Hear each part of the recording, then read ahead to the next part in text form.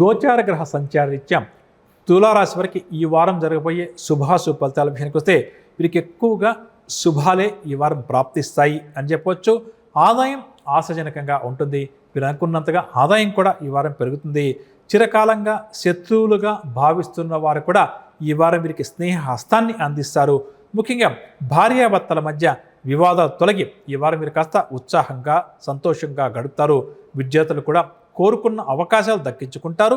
దూరపు బంధువులను కలుసుకుని కీలక అంశాలపై ఈ వారం తులారాశి వారు చర్చిస్తారని చెప్పవచ్చు. ఏ కార్యక్రమం ప్రారంభం చేసినా అది పూర్తయ్యే వరకు ఏమాత్రం కూడా విశ్రమించరు.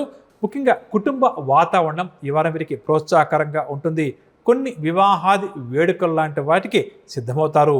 కాంట్రాక్ట్ రంగం వారికి కొత్త కాంట్రాక్టులు దక్కుతాయి. అదేవిధంగా స్థిరాస్తి వివాదాలు ఎవరికైతే ఈ రాశి వారికి అధికంగా ఉందో కొద్దిగా ప్రయత్నం చేసుకుంటే అవన్నీ కూడా పరిష్కార దశకు చేరుకుంటాయి.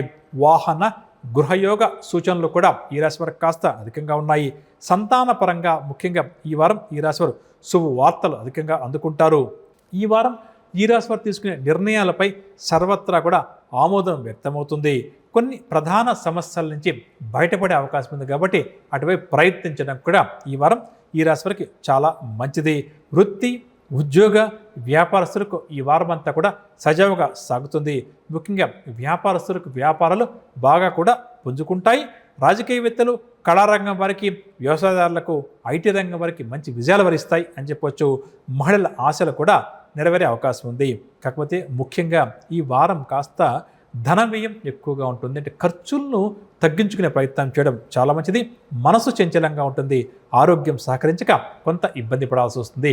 కాబట్టి ముఖ్యంగా ఆరోగ్యం విషయంలో వీరు కాస్త జాగ్రత్త వహిస్తే ఈ వారం అంతా కూడా ఈ రాశి వారికి సరిపోతుంది అని చెప్పవచ్చు. అదేవిధంగా నక్షత్ర ప్రకారం చూస్తే చిత్తా నక్షత్రం వారు ఈ వారం ఎంత జాగ్రత్తగా ఆచితూచి నిర్ణయాలు తీసుకుంటే అంత మంచిదని చెప్పవచ్చు. ఇక పరిహారం విషయానికి వస్తే ప్రతినిత్యం కూడా ఈ వారం అంతా తులారాశి వారు శ్రీరామ రక్షా స్తోత్రాన్ని పఠించడం చాలా మంచిది.